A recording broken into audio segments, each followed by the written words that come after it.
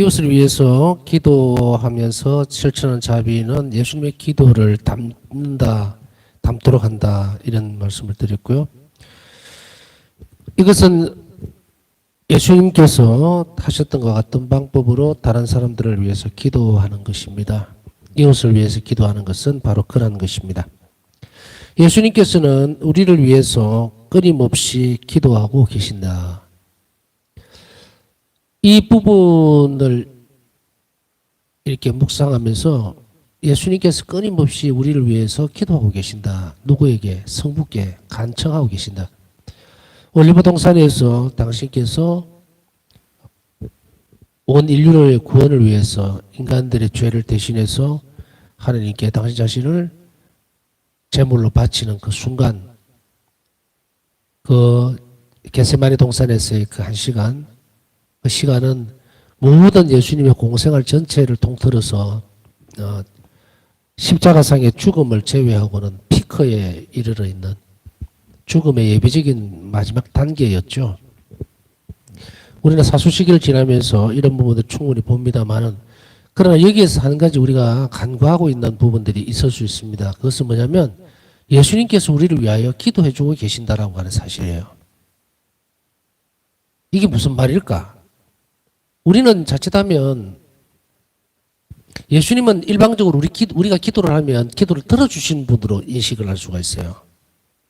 그래서 늘 우리에게 있어서 이런 관계의 문제에 있어서 이것은 상당히 바꿔야 됩니다. 우리가 어떤 걸 바꿔야 되느냐면, 그러면 여러분들은 이 대목 한 줄에서 충격이 안 옵니까?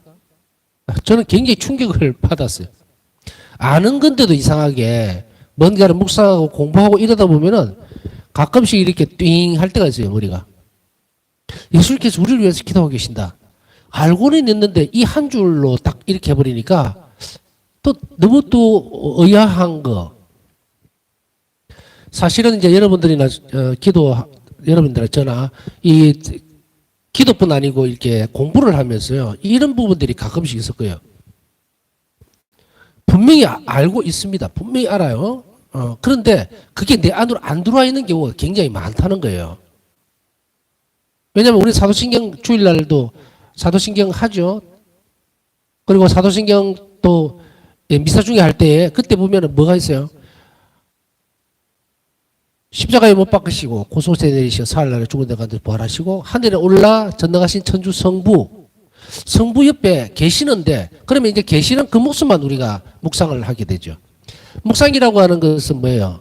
그냥 모르는 영역에 대해서 그냥 건너뛰는 게 아니죠. 묵상은 항상 그 주제를 두게 되면 성령께서 참 도와주셔요. 묵상은 성령의 도움이 꼭 필요합니다. 그것이 없으면은 그냥 잡생각이에요. 잡념이죠. 반드시 그것을 이끌어 주시는 분은 바로 성령께서 하시는 일인데, 자, 그럼 오늘은 이 대목을 약간 하나만 살짝 떼볼까요? 죽은 이들 가운데서 부활하셔서 성부 오른편에 앉으셔서 이 오른편에 앉아 계시는 그 모습을 우리는 묵상해 본 적이 있나 이 말이에요. 물론 묵상은 뭐 안 한다고 단정할 수는 없습니다. 누군가를 했겠죠. 그런데 다시 한번 우리가 이런 부분들에 대해서 계속해서 끊임없이 묵상을 하고 있는가의 부분도 살펴볼 만하죠. 그래야만 이 묵상이 이제 자꾸 되면은 사도신경도 정말 온 영혼의 힘으로 영혼으로 바칠 수, 온 마음을 다해서 바칠 수가 있는데, 우리 믿음의 고백이 그렇지 못하면 묵상이 없으면 그냥 외우는 거예요. 외우는 거. 그 진리를 그냥 외워버립니다. 그렇다고 이게 잘못됐느냐 하면 굳이 얘기하면 잘못된 것은 없어요. 왜냐하면 신앙 고백이니까 말 그대로. 그런데 고백이 되어진다고 해서 그것에 내 목숨을 걸 만큼 내가 충실한 자의 문제는 다른 겁니다. 달라요. 급이 달라요. 그렇기 때문에 믿는 바를 고백했고 고백한 바를 실행해야 되는데, 그게 온 마음과 온 정신을 다해서 해야 된단 말이죠. 그런데 우리는 과연 그 부분까지 쭉 딸려 올라가서 그렇게 하고 있느냐 하면 사실은 그런 경우가 굉장히 드물 거예요. 그래서 바로 예수님께서 성천하셔서, 우리는 이제 좀 있으면 성천 또 대축일을 맞이하겠죠. 근데 성천하셔서 하느님 오른편, 성부 오른편에 앉으셨다까지는 알아요. 그런데 그곳에서 끊임없이 우리를 위해 기도하고 계신다는 사실에 대해서는 종종 잊어버린다. 종종 잊어버리거나 어떤 때는 아예 생각을 안 할 수도 있어요. 그래서 우리는 아까 말씀드렸던 그 내용이 뭐냐면 객관적으로 앞에만 놓고 보는 거예요. 앞에만 놓고 늘 보던 그 습관들이 들어있으니까 성모님 앞에서 기도할 때도 성모님은 들으시고 난 하는 상태예요. 대화가 아니고 주고받고가 안 돼요. 그냥 그렇게 고차가 되어 있죠. 또 성체조별 할 때도 마찬가지죠. 성체조별도 대부분의 경우는 뭐예요? 내가 기도를 하고 예수님을 듣는 입장이에요. 듣는 입장. 또 그것에서 조금 더 발전하면 뭐다? 묵상하면서 예수님께서 나에게 어떤 말씀을 주시는가. 그거에 요 부분만 초점이 맞춰져 있죠. 내가 여기서 주님 앞에 성체 앞에 앉아 있을 때에 예수님께서 내 영혼을 불쌍하게 보시고 이 시간에 끊임없이 계속해서 아버지께 내 영혼을 위해서 자비를 베풀어 달라고 기도하고 계신다는 사실은 모른다는 이야기예요. 차이가 엄청나게 벌어지죠. 여기서 기도의 상태, 기도로 생활로 접근하는 방식이 완전히 달라진다. 예수님께서 내가 기도를 할 때에 그냥 예수님은 이렇게 듣고 계시고 마치 우리가 고해소에서 고해하듯이 그렇게 기도 생활이 되어지면 안 된다는 이야기죠. 그리고 또한 주고받고 대화의 어떤 한정대로만 인식시켜버려도 안 된다. 우리의 간청을 들으시고 그냥 결제 그 서류에 도장 찍듯이 콩콩콩 찍는 방식으로 그런 식으로 인식하면서 기도 생활하는 사람이 부지기 쉽다는 이야기예요. 우리의 불쌍한 처지, 우리의 어떤 나약함, 그리고 우리가 뭐 어떻게 보면 막 나락으로 떨어져 있는 경우도 있잖아요. 막 고통이 짓눌려서 정말 슬프고 울고 막 이런 형태로 주님 앞에 와 있을 때 나는 그런 처지만 드러내고 예수님은 이렇게 보시고서 그래 걱정하지 마 내 도와줄게 이런 식으로 되어져서는 안 된다는 이야기. 이래 되면은 이 관계의 발전이 더 깊이 있게 안 돼요. 이것을 알아야만 그 다음에 이웃에 대한 이웃을 위해서 기도해야 되는 이 형태로 넘어갈 수 있어요. 넘어갈 수가 있다. 그렇지 못하면 여기에서 딱 멈춰버리고 예수님은 결제 도장 찍는 분이고 나는 그냥 척만 하는 얘기만 하고 이런 부분으로 인식이 되어지면 그 다음에 이웃을 위해서 내가 왜 기도해야 되는지 또 그것이 예수님과 닮는 부분이 무엇인지 그것이 왜 이웃에 대한 사랑, 형제적 사랑이 요구하는 것인지를 이해를 못한다는 이야기예요. 하기는 해요. 하기는 해. 하기는 하는데 왜 하는지를 모른다면 그 안으로 더 들어갈 수가 없기 때문에 지금 이 이야기를 지금 우리에게 하고 있어요. 그래서 이 부분들은 정말로 쇼킹하다 해야 되나? 아까 얘기했듯이 알고 있는 데인데 예수님이 나를 위해서 기도를 해주신다? 지금까지 나는 예수님께만 기도하는 걸로 알았죠. 그죠? 그런데 예수님이 나를 위해서 끊임없이 성부 앞에서 전거하고 계신다는 것이 어느 순간에는 확 와닿을 때가 있어요. 아주 뿌리 깊이 팍 이렇게 박힐 때가 있다는 이야기인데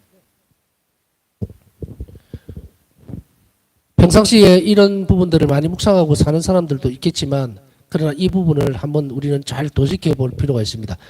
그렇게 함으로 인해서 우리는 예수님과 나와의 관계 개선에 훨씬 더 앞으로 나아가야 돼요. 그렇지 않으면 우리 기도 생활에 정진이 되지를 않아요. 앞으로 나가지를 못합니다. 그러면 오늘 지금 이야기하고 있는 이 부분들 우리를 위해서 끊임없이 기도하시는 이 모습을 닮아서 우리가 이웃을 위해서 끊임없이 기도해야 된다는 이 부분이 나와야 돼요. 그렇지 못하고 여기에서 끊어져 버리면 아까 얘기했듯이 이웃 사랑에 대한 것, 이웃을 위해서 왜 기도해야 되는지 그걸 모른다 이거예요. 예수님이 끊임없이 기도하고 계시기 때문에 우리도 해야 한다라는 그쪽의 맥락이 닿아야만 우리가 이웃을 위해서 기도해 줄 수 있어요. 그리고 그 기도는 어떻다? 힘이 있다. 예수님과 같이 움직이기 때문에 닮아 있기 때문에 그것을 통해서 결국은 우리의 기도가 이웃에게 도움을 준다. 그것도 맞는 말이지만 그 기도를 통해서 예수님의 우리에게 베풀어 주고자 하는 그런 자비가 그 사람에게 흘러 들어간다. 이렇게 봐야 됩니다. 성천하신 후 예수님께서는 대사제로서 하느님 오른편에 앉으셔서 교회를 위해 빌어주신다. 예수님이 있던 부분들 우리가 참 이런 부분들을 자주 깊이 계속해서 묵상을 할 필요가 있어요. 그래야만 예수님이 누구신지를 압니다. 우리가 예수님을 알고 있는 단계라든지 이 폭은 상당히 편협하거나 좁아질 수가 있어요. 좁아질 수가 있어요. 왜냐하면 그 복음 안에서 드러나는 부분이라든지 공생활에서 드러나는 어떤 여러 가지 교회가 가르치고 있는 내용들 그런 것들을 다 수용하면 좋겠지만 그렇게 하지를 못하거든요. 그러니까 좀 이렇게 뭐랄까 치우쳐져 있다 할까 편협하다는 말은 좀 그렇고 하여간 좁혀져 있어요. 예수님을 알고 있는 부분에 대해서. 그런데 예수님께서 끊임없이 이 교회를 위해서 또 나를 위해서 기도해. 그러니까 나는 예수님께 기도하는 듯이 보여요. 그리고 예수님 듣고 있죠. 듣는 데서 그치는 것이 아니라 이것을 어떻게 한다? 아버지께 탄원을 해드리고. 이 참 너무도 예수님의 사랑은 끝이 없죠. 그래서 공생활뿐 아니고 이제 성천하셨어도 끊임없이 이 부분들을 예수님은 수행하고 계시는 거예요. 그러면은 우리는 어떻게 해야 됩니까? 예수님을 닮기 위해서 예수님을 쫓아가기 위해서 우리를 향한 그 자비를 반사시켜 줘야 되겠죠. 이렇게 예수님께서 왜 끊임없이 기도하라고 우리에게 요구하시냐. 당신이 끊임없이 기도를 하는 것도 쉴 틈이 없죠. 인간적인 계산으로 하면 24시간 단 1초도 허비하지 않으시고 예수님은 우리를 위해서 탄원을 하고 계신다. 기도하고 계시는 거예요. 이 땅에 계실 때에도 그러셨지만 이제 그것은 극대화되어 있는 상태예요. 그럼 우리에게 기도를 요청하시는 예수님은 내가 기도를 하니까 너희도 기도해야 된다. 이럴까요? 그것도 맞는 말일 수도 있어요. 그러나 그보다 훨씬 더 뭘 이야기하고 있어요. 멸망하는 영혼들이 끊임없이 1초도 없이 지금 우리가 통계를 안 내봐서 그렇지 이 세상에서 세상을 떠나는 사람들이 1초에 몇 명이나 될 것 같습니까? 저는 통계는 안 내봤어요. 수없이 많겠죠. 그러니 끊임없이 마귀는 끊임없이 일을 해요. 단 1초도 쉬지 않고 지옥으로 끌고 가려고 계속 인간들을 채찍질하죠. 그러니 우리가 왜 깨어서 기도해야 되는가? 그들을 위해서 우리는 해야 돼요. 예수님은 그걸 원하시는 것이고. 그래서 악은 끊임없이 지상에 있는 많은 영혼들을 지옥으로 끌고 가려고 하고 있기 때문에 예수님의 고통과 고난은 끊임이 없다. 그러니 우리는 뭘 해줘야 됩니까? 예수님의 십자가를 들어줘야 되겠죠.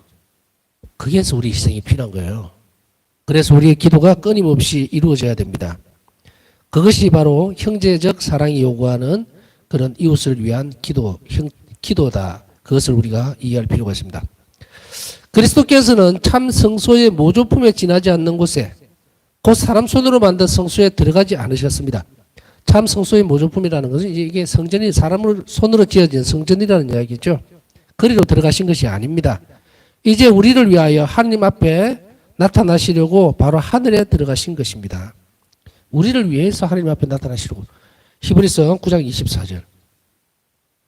이제 예수님께서는 성천하셔서 참 성소의 성전에 머물러 있지 않다. 한정되어 있지 않다.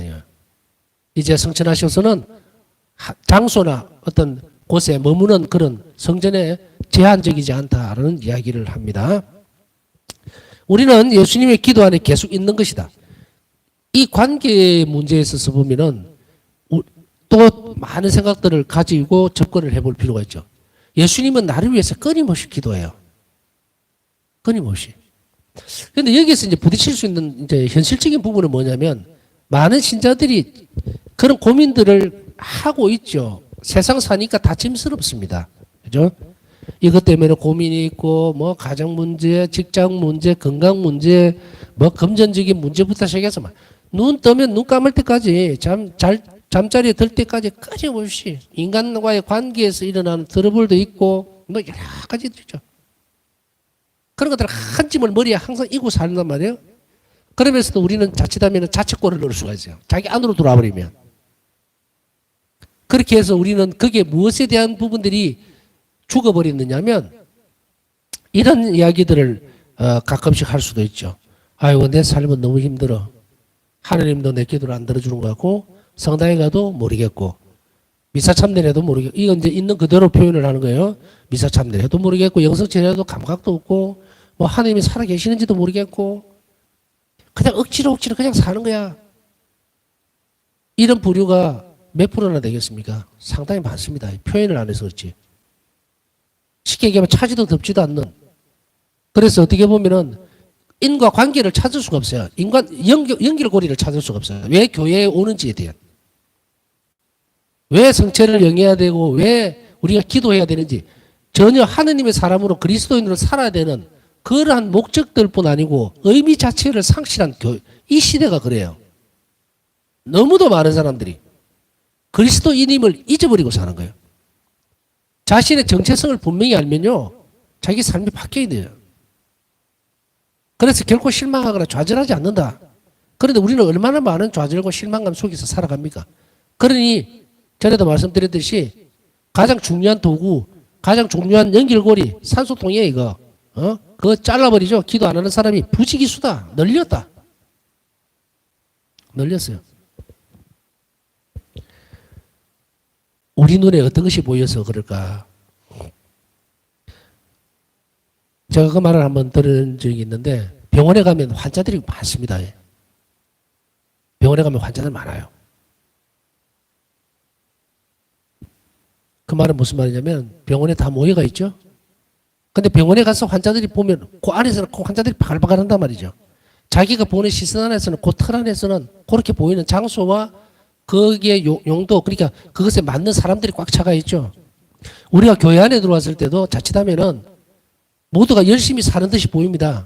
왜냐하면은 레조 회합이라든지 뭐 이런 저도 한 번씩 이제 미사 참내 미사 봉헌해 주러 가면 이렇게 보면 마치고 나면 막 방으로 들어가서 각 교리실이죠. 교리실로 들어가서 레조하고 기도 소리 막 들리고 할 때 참 열심히 사는구나. 이렇게만. 그러나 전체적으로 살펴보면 10분의 1도 안 돼요.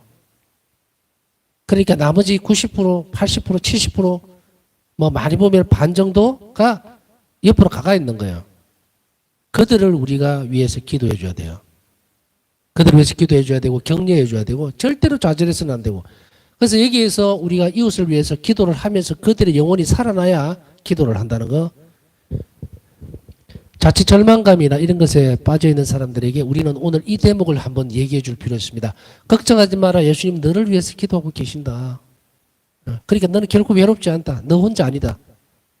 내가 너를 위해서 기도해 줄 수 있고 내가 너를 위해서 기도해 주는 만큼 예수님도 나를 통해서 너를 위해서 기도하고 계신다는 것을 잊지 말아라 라고 하면 혼자가 아니라는 사실을 깨닫게 되면 사람은 용기가 나요. 그리고 그렇지 나는 혼자가 아니구나. 나는 교회 일원으로 살고 예수님께서 나를 위해서 끊임없이 아버지 앞에 증거해 주는데 뭐 세상 그렇게 겁날 게 있냐. 그래서 기운을 내고 또 용기를 내야죠. 그렇게 하기 위해서는 어디로 간다? 사람을 믿는 것보다는 사람에게 기대기보다는 예수님께 빨리 뛰어가서 이제 제대로 살겠습니다 라고 얘기를 하면 그 삶이 바뀌겠죠. 우리는 그런 사람들을 위해서 많이 격려해 줘야 되고요. 우리 스스로도 가끔씩 그런 낙담이나 이런 데 빠질 수도 있지만 그러나 오늘 밤에 나누었던 이 내용을 절대로 잊지 마십시오. 예수님은 나를 위해서 아버지께 이 시간도 기도하고 계신다는 것. 그분은 항상 살아계시며 우리를 위해 빌어주신다. 히브리서 7장 25절 참고하십시오. 그리스도 신비체인 우리 안에서 성령께서는 사람들의 마음속에 사랑을 부어주시고 그래서 우리는 서로를 위해 기도할 수 있다. 성령 때문에 우리는 기도를 할 수가 있어요. 이제 여기에서 연결고리가 나옵니다. 예수님께서 나를 위해서 기도하고 계신다. 그리고 나를 위해서 기도하실 뿐 아니고 내 이웃을 위해서도 기도하고 계신다. 세상 모든 사람들을 위해서 기도하고 계신다. 그러니까 어떻게 해야 됩니까? 나도 예수님의 일을 하려면 예수님과 같은 일치선상에 놓이려면 그들을 위해서 기도해야 된다. 이래 나오죠. 그래서 이런 맥락에서 이웃을 위한 기도는 자비의 실천이 될 수밖에 없습니다.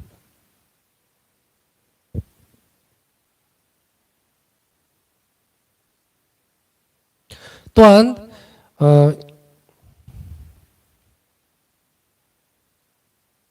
이와 같은 맥락에서 우리의 전구는 당신의 각 지체 안에 계시는 예수님의 기도인 것입니다.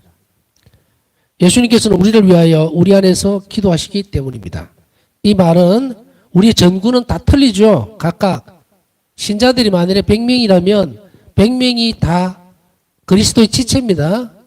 뭐 손의 역할도 있고요. 쉽게 표현하면 머리에 오른손 역할도 있고 왼손 역할도 있고 뭐 다리 역할도 있고 이렇겠죠. 그 지체잖아요. 그 지체마다 각 다르지만 바로 예수님께서 우리를 위해서 기도하고 계시기 때문에 우리 안에서 기도하고 계시기 때문에 바로 예수님의 기도가 된다는 이야기입니다.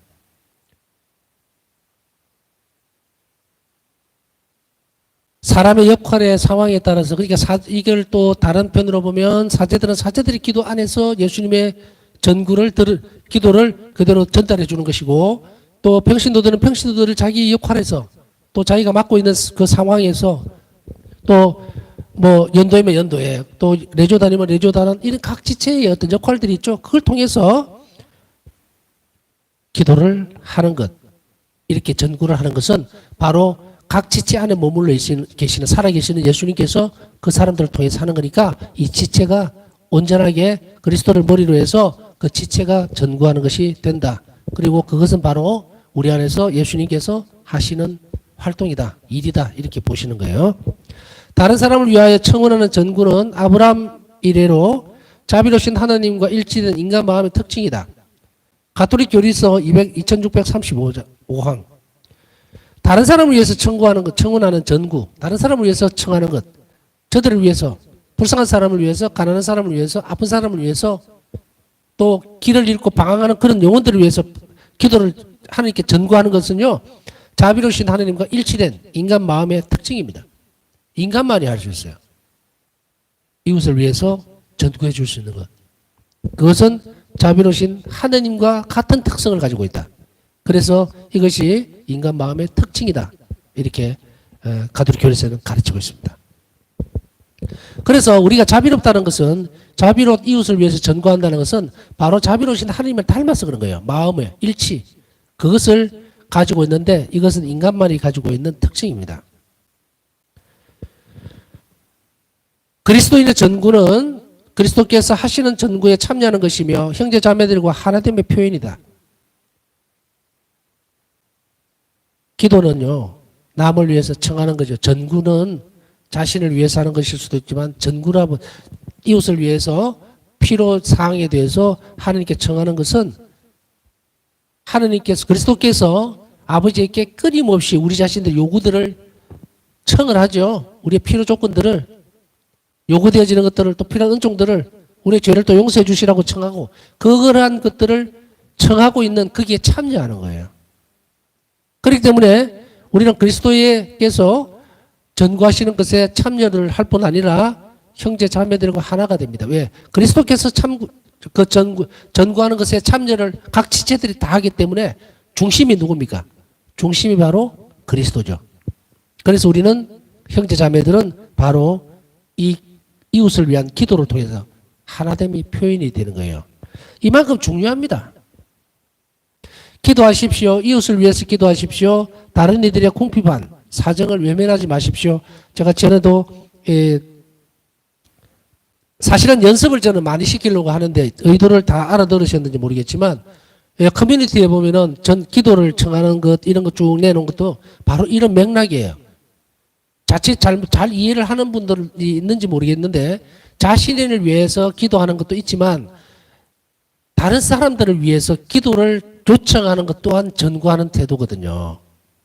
그래서 김아무 씨는 참 냉담 중이라서 자기 스스로 기도할 줄 모릅니다. 그러니까 내가 대신 나도 기도하지만 많은 이들을 기도를 요청합니다. 좀 해주세요. 도와주세요. 이거거든요. 이게 하나님의 표현입니다. 이웃을 위해서 형제적 사랑이 요구하는 거라고 그랬죠. 전구는. 그렇기 때문에 이거는 그리스도와 일치되는 것이고 하나가 되는 거예요. 그리고 자비로운 마음과 일치되는 거라고 그랬죠. 그래서 이 부분들을 열어놓은 거예요. 세시기도 때도 그렇게 해놓은 거고 자신의 필요에 대한 것들도 적어도 뭐 다른 것은 없지만 뭐 안 될 거는 없어요. 내가 필요하니까 간절함이 있으면 내가 원하는 것이 있으면 그게 요청을 하고 또 이웃에게 뭐 불쌍한 사람들 그 사람들 처지에 대해서도 하나님께 전구하고 자신도 그러한 것에 동참하는 것. 바로 이런 것을 연습시키는 사실은 그런 의미에서 만들어 놓은 것들이거든요. 그런데 우리는 여기에 과연 익숙해져 있는 것인가? 우리는 잘 살펴볼 필요가 있습니다. 과연 오늘 하루를 돌아볼 때에 내 기도가 필요한 사람들은 과연 없었는지 늘렸죠. 늘렸어요. 그런데 그것에 관심을 가지고 지속적으로 살펴보지는 않는지 이런 것들도 우리가 이 시간에 한번 기도에 대해서 이야기하면서 살펴볼 필요가 있습니다. 파우사 성령은 이제 이 기도에 이 전구를 할 때에 아주 광범위하게 나중에는 전 세계를 위해서 예수님께 청을 하죠. 전구를 끊임없이 했었고 자신의 삶을 온전하게 소진시켰습니다. 우리야 뭐 지금 당장 그까지야 가겠습니까마는 그러나 적어도 하루에 한 번, 최소한 한 번이라도 내 기도가 필요한 사람 혹은 내가 기도를 요청해 줄 사람 그런 사람을 찾아봤는지 한번 진중하게 잘 살펴봐야 합니다. 연습이거든요. 이런 연습들을 할 때 하느님은 그 영혼 안에서 적절하게 그것에 대해서 보상을 해주는데 그게 뭐냐면 내가 이웃을 위해서 기도를 할 때에 내 안에 있는 그리스도께서 기도를 하시는 거예요. 내가 하기는 내가 해요. 내가 하는데 내 기도가 하나님께 닿기 위해서는 무엇이 필요하냐면 내 안에 사시는 그리스도의 전구가 통로가 필요한 거예요. 그래서 이 말이 가톨릭 교리서에서 이 말이에요. 같은 마음으로 다른 사람에서 청원하는 것은 바로 자비로우신 하나님과 일치된 내 안에 사시는 예수님과 일치되어 있기 때문에 바로 우리 안에서 예수님께서 기도하고 계시는 것이다. 이렇게 이야기를 한다는 겁니다. 이렇게 연습을 많이 할수록 우리는 우리 안에서 활동하시는 예수님을 영원히 뚜렷하게 인지를 할 수 있는 단계로 올라가게 됩니다. 연습 없이는 어떤 것도 없어요. 그냥 갑자기 뭐 천둥벼락치듯이 번쩍하고 예수님이 내 안에 사시는 것을 느끼게 되는 그런 건 없습니다. 연습되어져야 된다. 연습되어져야 돼요. 그래서 부어지는 은총이 있을 수도 있고요. 그 은총으로 인해서 내가 살아냄으로 인해서 그것을 인지하는 경우 사실은 이 부분들이 더 크죠. 우리에게 있어서는. 각 사람 안에서 그리고 세상 안에서 선이 승리하기 위해서는 기도가 필요하다. 선이 승리하기 위해서는 기도가 필요하다. 이거를 뒤집어서 얘기하면 어떻게 될까요? 마귀가 기도하는 거 봤습니까? 마귀가 기도하는 거 봤어요? 마귀가 기도하라고 얘기하는 거 있습니까? 물론 이단이라든지 막 무상숭배하는 그런 거 빼고요. 그냥 말만 단순하게 뒤집어 봤을 때. 그러면 우리가 이야기했을 때 여기가 선이 승리하기 위해서는 기도가 필요하다라는 것은 뭐예요? 기도를 제가 앞에서 뭐라고 설명을 쭉 했습니까? 기도는 대상이 누구다? 하느님이시잖아요. 그러니까 마귀가 이걸 뒤집어서 하는 걸 봤습니까? 라고 했을 때는 아예 없는 거예요. 그 나머지 무슨 뭐 이상하게 만들어져 있고 뭐 이런 것들은 그거는 전부 쓰레기 같은 거고 그거는 악이라고 하는 그 굴레 안으로 다 이렇게 집어넣어야 되는 쓰레기 덩어리고 그 말을 하는 것이 아니죠. 여기서 다루고자 하는 기도는 온전한 기도. 선을 획득하기 위한 기도. 또 선으로 되어지는 기도. 대상은 하느님. 이렇게 되죠. 그 기도는 반드시 필요한다. 세상 안에서. 왜? 이렇게 선을 청하는 기도가 바로 이 세상 안에 하나님을 존재하게 만들기 때문에 기도는 필요한 겁니다. 기도는 하느님의 자비로우신 사랑을 세상에 현존시키는 가장 단순한 방법입니다. 금방 앞에 설명드렸죠. 하느님을 존재시킨다. 실제하게 만든다. 그거를 하기 위해서는 가장 단순한 방법이 기도입니다. 기도를 하지 않는 사람이 늘어날수록 세상은 점점 악해진다. 왜? 하느님이 존재하지를 않으니까. 하느님을 부르지를 않으니까. 백이라는 이런 칸막이가 이렇게 찔러놓은 모는 종이가 있다 칩시다. 거기에서 뭐 쉽게 표현하면요. 빨간색과 까만색과 흰색이 있는데 우리가 어떤 한 사람이 기도를 하면 어떤 사람들이 기도를 하는 사람이 많아지면 이 모는 종이 100개에 흰색이 자꾸 칠해진단 말이에요. 그러면 마귀는 까만색이에요. 이게 점점 줄어들겠죠. 흰색이 막 바쁘게 움직이면. 그런데 흰색이 줄어들면 어떻게 돼요? 기도하는 사람이 줄어들면 하느님이 그 모든 중에 한 칸 한 칸에 존재하실 수가 없으니까 점점점 밀려나면 새까맣게 되겠죠. 바로 그렇게 그 부분이에요. 기도하지 않으면은 하느님이 실제할 수가 없고 존재하지를 못하니까 악은 점점 팽창해 간다. 그래서 세상은 점점 고통스러워진다는 이야기입니다. 어떤 한 사람의 인생이나 삶에서도 마찬가지입니다. 똑같아요. 기도 생활이 거쳐버리면 하느님을 존재시키는 방법들, 시간들이 점점 줄어들면서 악이 그 자리를 계속해서 차지해 버린다. 그럼 그 사람 삶은 끊임없이 불행할 수밖에 없어요. 하느님께서는 사람을 구원하는 임무를 사람에게 맡기셨습니다. 하느님께서는 모든 사람과 각각의 개별 사람을 우리 모두에게 서로에게 맡기셨습니다. 하느님께서는 구원하는 임무를 우리에게 맡기셨다는 것. 그래서 그 대상이 나는 저 사람에게 소중한 사람이고 저 사람은 나에게 있어서 소중한 사람 이렇게 만들어 놓으셨다. 누구로 인해서? 그리스도께서 이 땅에 오심으로 인해서 관계를 완전히 바꾸는 거예요. 이에 대한 변화, 그 변화에 맞추어서 살아가는 사람이 바로 그리스도인이라는 사실을 잊지 말아야 합니다. 남은 시간 묵상하면서 우리 각각에게 개별적으로 맡겨져 있는 사람들, 우리 이웃들, 그들을 내가 잘 알아보고 그들에게 필요한 사람이 되고 필요 충족적인 그런 자비를 베풀 수 있도록 그들을 악에서 끌어낼 수 있고 그리고 영혼을 성화시킬 수 있는 그런 자비를 전달해 줄 수 있는 사람이 될 수 있도록 우리 자신을 잘 이끌어가 주십시오 하고 청하면서 남은 시간 묵상합시다.